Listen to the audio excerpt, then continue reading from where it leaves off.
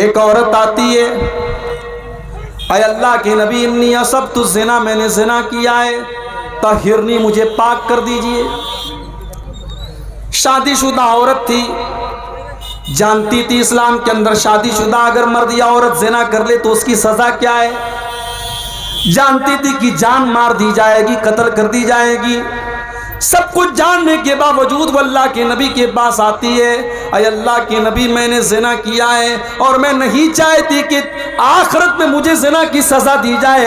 अय अल्लाह के नबी मैं तौबा करना चाहती हूँ, मैं ज़िना की सज़ा लेना चाहती हूँ, मुझे सज़ा दे दीजिए, मुझे पाक कर दीजिए ताकि आखिरत में मुझे सज़ा न मिले। अल्लाह अकबर। कौन सी ताकत थी मेरे भाइयों जो वो उस औरत को अल्लाह के नबी की अदालत में लेकर के आती है।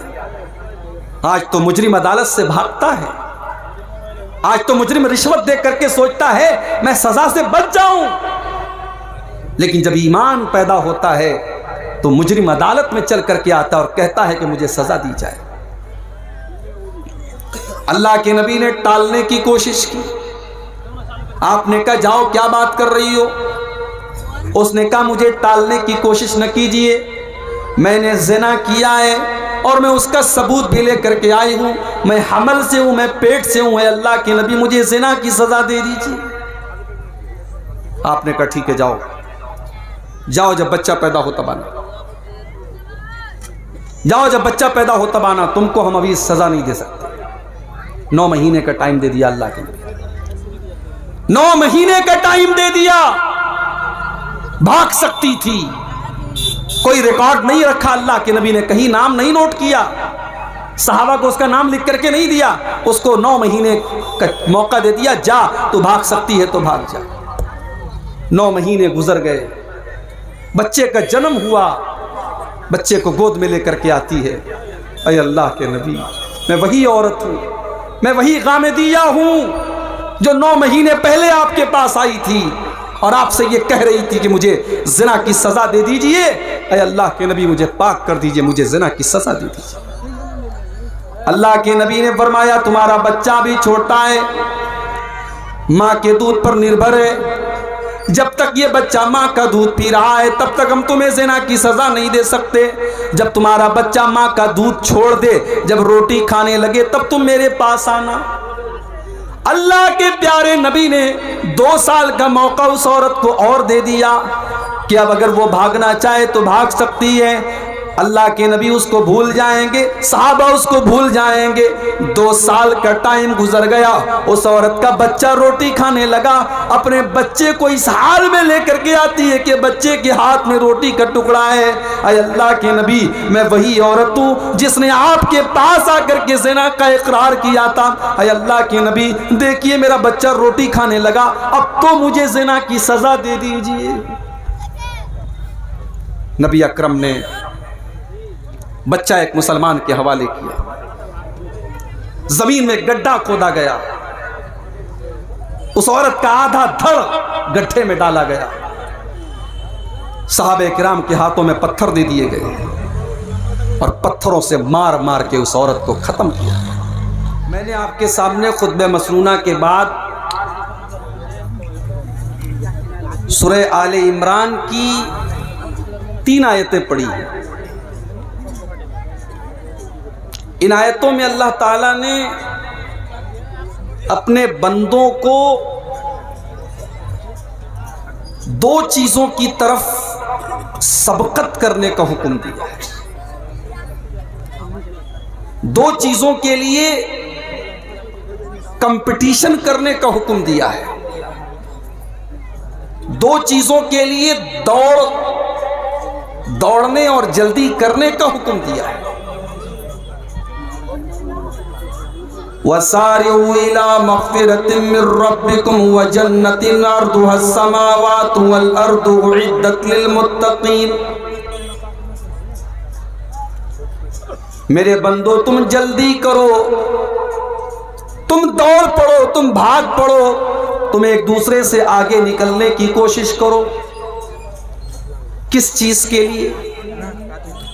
इला मग़फ़िरतिन मिन रब्बिकुम, अपने रब की मग़फ़िरत को पाने के लिए, व जन्नतिन, और जन्नत को पाने के लिए। आज हम अपने समाज पर नजर उठा के देखें, समाज के अंदर एक दौड़ लगी, एक मुकाबला हो रहा है, पैसा कमाने का मुकाबला, जमीन और जायदाद का मुकाबला, नाम कमाने का मुकाबला, कहीं प्रधानी का मुकाबला, कहीं पॉलिटिक्स का मुकाबला। अल्लाह फरमाता है मेरे बंदो, तुम्हें अगर मुकाबला ही करना है, तुम्हें अगर आगे निकलना है, तुम्हें एक दूसरे को अगर पीछे करने के बारे में सोचना है, तो तुम अल्लाह की मग़फ़िरत को हासिल करने के लिए और जन्नत को हासिल करने के लिए मुकाबला करो। और जब जन्नत का नाम लिया अल्लाह ने, तो यह भी बता दिया कि जन्नत को तुम मामूली मत समझो। व जन्नतिन अर्दुहा समावातु वल अर्ज़, मेरे बंदो तुम उस जन्नत के लिए मेहनत करो जिस जन्नत की चौड़ाई आसमानों और जमीन के बराबर है। आज दुनिया के बड़े बड़े शहरों में जमीन कितनी महंगी है।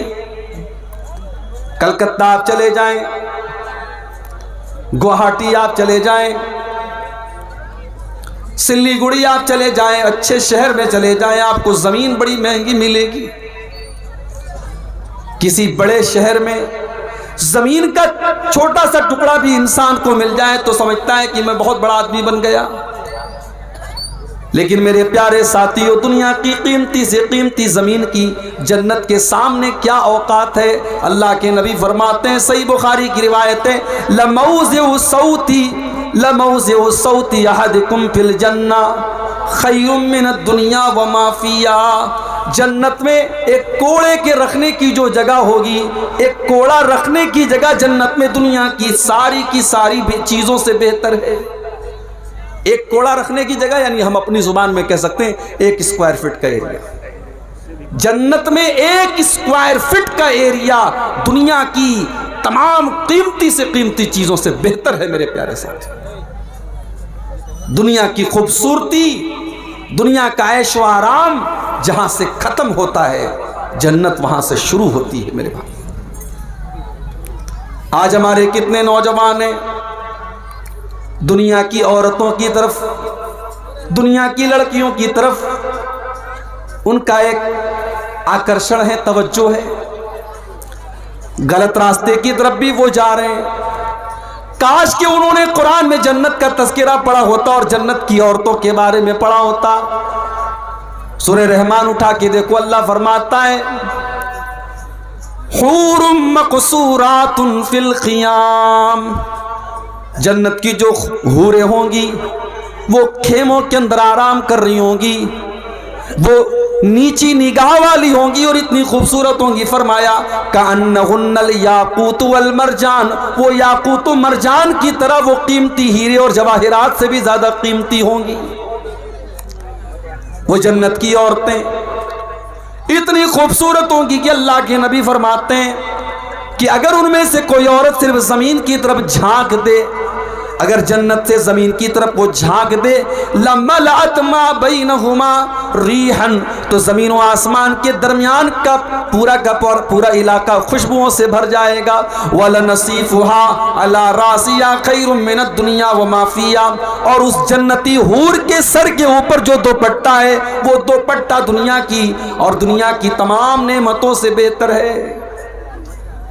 मेरी माँ और बहनों, जन्नत की हूरें भी दोपट्टा इस्तेमाल करेंगी। जो औरत दुनिया में दोपट्टा इस्तेमाल करती है, गोया कि वो जन्नती औरत के नक्शे कदम पर चलती है, और जो दुनिया में बेहयाई का तरीका अपनाती है, गोया उसको जन्नत से कोई मतलब नहीं है। ये होगी जन्नत। अल्लाह फरमाता है, मेरे बंदो तुम्हें अगर मुकाबला करना है, तुम्हें अगर कंपटीशन करना है, तो जन्नत के लिए कंपटीशन करो जिसकी चौड़ाई आसमानों और जमीन के बराबर है। उइद्दत लिल मुत्तकीन, और वो जन्नत तैयार की गई है मुत्तकी लोगों के लिए, अल्लाह से डरने वालों के लिए, परहेजगारों के लिए। अब मुत्तकी कौन लोग हैं? अल्लाह ने उनकी पहचान बताते हुए फरमाया, अल्लज़ीना युनफ़िक़ूना फ़िस्सर्राई वज़्ज़र्रा, मुत्तकी वो लोग हैं जो परेशानी में भी अल्लाह की राह में खर्च करते हैं और आसानी में भी अल्लाह की राह में खर्च करते हैं। हमारे पास दौलत है, हमने मदरसे में दिया, हमने मस्जिद में दिया, ये कौन सा कमाल हो गया भाई? कमाल तो ये है मेरे पास दौलत नहीं है, मेरे पास बहुत आसाइश नहीं है, मेरे पास दौलत की बहुत ज़्यादा कसरत नहीं है, लेकिन जहां देने का नंबर आया मैंने जो हो सका मैंने अल्लाह की राह में दिया। ये है असल तकवा, ये है असल दीनदारी। सहाबे किराम को देखो, गज़वे तबूक का मौका है, अल्लाह के नबी ऐलान करते हैं कि इस लश्कर की तैयारी के लिए ताउन करो, दान दो, चंदा दो, मैं तुम्हें जन्नत की गारंटी देता हूं। सहाबे किराम अपनी अपनी ताकत के मुताबिक, अपनी अपनी हैसियत के मुताबिक अल्लाह के नबी के पास आते हैं और ताउन पेश करते हैं। कुछ सहाबा ऐसे भी थे जो गरीब थे, मजदूर थे, उनके पास दौलत नहीं है, उनके पास सोना चांदी नहीं है, मगर वो इस्लाम की मदद करना चाहते हैं, वो अल्लाह के दीन की मदद करना चाहते हैं। उन बेचारों ने नाइट शिफ्ट में काम किया, उन्होंने रात और दिन मेहनत करके, मजदूरी करके वो एक मुट्ठी और दो मुट्ठी जौ लेकर के आते हैं। अय अल्लाह के नबी मेरा ये एक मुट्ठी जौ ले लीजिए, अय अल्लाह के नबी मैं और तो कुछ नहीं दे सकता, ये एक मुट्ठी जौ आप मेरी तरफ से कबूल कर लीजिए। मुनाफिक लोग मजाक उड़ाने लगे, ये देखो ये एक मुट्ठी जौ के जरिए इस्लाम की खिदमत करने के लिए आए हैं, एक मुट्ठी जौ के जरिए इस्लाम की मदद करना चाहते हैं। लेकिन अल्लाह के नबी ने उस एक मुट्ठी जौ के पीछे जो इखलास था, जो अल्लाह का डर था, जो दीन का जज्बा था, अल्लाह के नबी ने उस जज्बे को महसूस करते हुए उस एक मुट्ठी जौ को ले लिया और आपने फरमाया, लौ अनफक़ अहदुकुम मिस्ल उहुदिन ज़हबा मा बलग मुद्द अहदिहिम वला नसीफा। ओ लोगो, इस एक मुट्ठी जौ की कीमत तुम क्या जानो? अगर तुम उहुद पहाड़ के बराबर भी सोना खर्च कर दो तो इस एक मुट्ठी जौ का मुकाबला नहीं कर सकते। यह है तकवा, यह है दीनदारी। अल्लाह ने फरमाया मेरे मुत्तकी बंदे वो हैं जो आसानी में भी अल्लाह की राह में खर्च करते हैं, परेशानी में भी अल्लाह की राह में खर्च करते हैं। इसीलिए अल्लाह के नबी फरमाते हैं कि तुम अल्लाह को अपने अच्छे दिनों में पहचानो, अल्लाह को अपने अच्छे दिनों में पहचानो, या रिफ़्क़ फ़ी शिद्दा, तुम्हारे बुरे दिनों में अल्लाह तुमको पहचानेगा। इंसान के पास जब अच्छा दिन आता है, जब दौलत आती है, जब ऐशो आराम की ज़िंदगी गुजारता है, तब उसे अल्लाह याद नहीं आता है। जब परेशानी आती है, जब बीमारी आती है, जब दुख और तकलीफ़ें आती हैं, तब अल्लाह याद आता है। अल्लाह के नबी फरमाते हैं अपने परवरदिगार को तुम अपने अच्छे दिनों में याद करो, या रिफ़्क़ फ़ी शिद्दा, वो बुरे दिनों में तुम्हें याद रखेगा। तो मुत्तकी लोग वो होते हैं जो अच्छे और बुरे तमाम दिनों में अल्लाह की राह में खर्च करते हैं। वल काज़िमीन अल गैज़, और मुत्तकी लोग वो होते हैं जो गुस्से को पी जाने वाले होते हैं। आज कितने मर्डर हो जाते हैं गुस्से की वजह से, कितनी तलाक हो जाती है गुस्से की वजह से, कितना शौहर बीवी के ऊपर हाथ उठा देता है गुस्से की वजह से। मेरे प्यारे साथियों, गुस्सा आना नेचुरल है, मगर गुस्से को कंट्रोल किया जाए, गुस्से को दबा लिया जाए। इसलिए अल्लाह के नबी फरमाते हैं लैसा शदीदु बिस्सुरा इन्नमा शदीदुल लज़ी यमलिकु नफ्सहु इंदल गज़ब। पहलवान वो नहीं है, बहादुर वो नहीं है जो कुश्ती में दुश्मन को पछाड़ दे, बहादुर तो वो है जो गुस्से के टाइम अपने आप को कंट्रोल कर ले। वल काज़िमीन अल गैज़, गुस्से को पी जाने वाले होते हैं। वल आफ़ीना अनिन नास, और मेरे मुत्तकी बंदे वो हैं जिनके लिए मैंने जन्नत तैयार करके रखी है। ये वो लोग हैं जो लोगों को माफ़ कर देते हैं, दरगुजर कर देते हैं। भाई जिंदगी में ऐसा नहीं है कि हर चीज़ आपके मन के मुताबिक हो। कभी आपकी बीवी ऐसा कोई काम कर देगी जो आप नहीं चाहते, कभी आपके बच्चे कुछ ऐसा काम कर देंगे जो आपकी मर्जी के खिलाफ है, कभी दोस्तों से अनबन हो जाएगी, कभी पड़ोसियों से झगड़ा हो जाएगा। आप हमेशा इस कुरान की आयत को अपने सामने रखें, वल आफीना अनिन नास लोगों की गलतियों को माफ कर दिया करें, दरगुजर कर दिया करें। नबी अकरम की सीरत उठा करके देखो, आपके ऊपर मक्का वालों ने कौन कौन से जुल्म और सितम के पहाड़ नहीं तोड़े। आप नमाज पढ़ रहे हैं, आपके ऊपर ऊँटनी की बच्चादानी ला के रख दी जाती है, आपकी गर्दन में चादर डाल करके आपका गला दबाने की कोशिश की जाती है, आपकी बेटी ज़ैनब के ऊपर ऐसा हमला किया जाता है कि उनका इंतकाल हो जाता है, आपकी बेटियों को तलाक दे दी जाती है, आपको मक्के से निकलने पर मजबूर किया जाता है, आपको ताइफ में पत्थर मारे जाते हैं। सारी तकलीफों को आपने बर्दाश्त किया और आपने माफ कर देने की वो मिसाल कायम की कि सारी इंसानियत वो मिसाल पेश करने से कासिर है। जब मक्का फतह हुआ और आपको मक्का वालों के ऊपर पूरा पावर और पूरा कंट्रोल हासिल हो गया, आप चाहते तो बदला ले लेते, आप चाहते तो इंतकाम ले लेते, आप चाहते तो एक एक जुर्म की सजा उनको दे देते, लेकिन आपने वही जवाब दिया जो हजरत यूसुफ अलैहिस्सलाम ने अपने भाइयों को दिया था, ला तस्रीब अलैकुमुल यौम। आपने फरमाया मुहम्मदुर रसूलुल्लाह किसी से कोई बदला न लेंगे, किसी से कोई इंतकाम न लेंगे। इज़हबू अंतुमुत तुलका, जाओ तुम सब के सब आजाद हो। आपने सबको माफ कर दिया। हम उस नबी के मानने वाले। वल आफीना अनिन नास, जालिम से लिया जुल्म का बदला न किसी वक्त, मारा भी तो अखलाक की तलवार से मारा। अल्लाह के नेक बंदे माफ कर देते। दारोगा मत बनो। अगर आपको अल्लाह ने किसी के ऊपर कंट्रोल दिया है तो आप दारोगा मत बनो, आप माफ कर दिया करो, लोगों की गलतियों से दरगुजर कर दिया करो। वल्लाहु युहिब्बुल मोहसिनीन, और अल्लाह ताला एहसान करने वालों को, नेकी करने वालों को पसंद फरमाता है। वल्लज़ीना इज़ा फ़अलू फ़ाहिशतन औ ज़लमू अनफुसहुम, और अल्लाह ने फरमाया मेरे मुत्तकी बंदे वो होते हैं जब उनसे कोई गलत काम हो जाता है, जब कोई नाज़ेबा काम हो जाता है, उनसे कोई गुनाह हो जाता है, औ ज़लमू अनफुसहुम, या वो अपनी जान के ऊपर जुल्म कर लेते हैं। गुनाह करने वाला सबसे पहले अपनी जान पर जुल्म करता है। गुनाह करके आप दूसरे का नुकसान बाद में करते हैं, पहले अपना नुकसान करते हैं। इसीलिए हमारे बाप आदम ने और हमारी माँ हव्वा ने जब अल्लाह से तौबा की तो किन अल्फाज में की, रब्बना ज़लमना अनफुसना व इल्लम तगफिर लना व तरहमना लनकूनन्ना मिनल खासिरीन।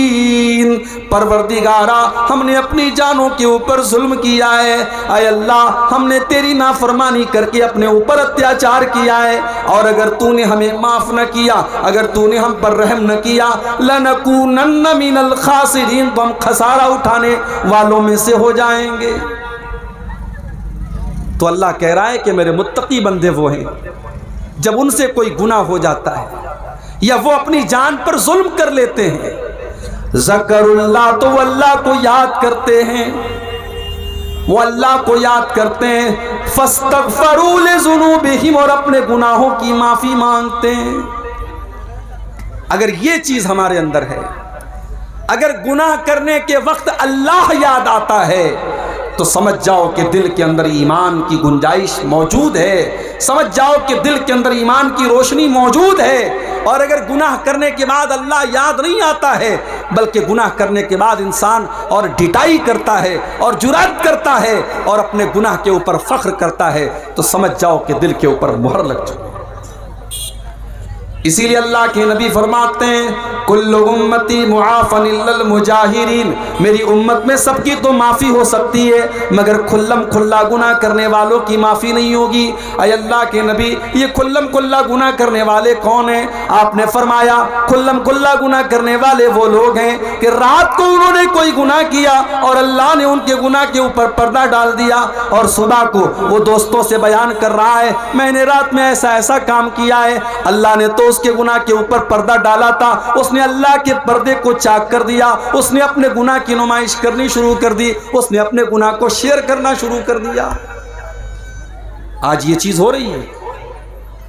किसी के साथ कुछ गलत काम किया, फिर दोस्तों को दिखा रहा है देखो मैंने ये काम किया है। अपने गुनाह की नुमाइश करना, अपने गुनाह को शेयर करना और अपने गुनाह को बताना, ये अल्लाह को बहुत नापसंद है। अल्लाह के नबी फरमाते हैं ये खुल्लम खुल्ला गुनाह करना है और अल्लाह इसको माफ नहीं करेगा। तो अगर दिल में खटक पैदा हो रही है, अगर गुनाह करने के बाद अल्लाह याद आ रहा है, हम आदम की औलाद हैं मेरे भाई, हम इंसान हैं, हम फरिश्ते नहीं हैं। इंसान से गुनाह हो सकता है, गलती हो सकती है, लेकिन बेहतरीन खताकार वो है जो गुनाह करने के बाद अल्लाह से माफी मांग ले, तौबा करे। और जब दिल में ईमान होता है तो इंसान के दिल में तौबा का ख्याल जरूर आता है। अल्लाह के नबी साहबा के साथ बैठे हुए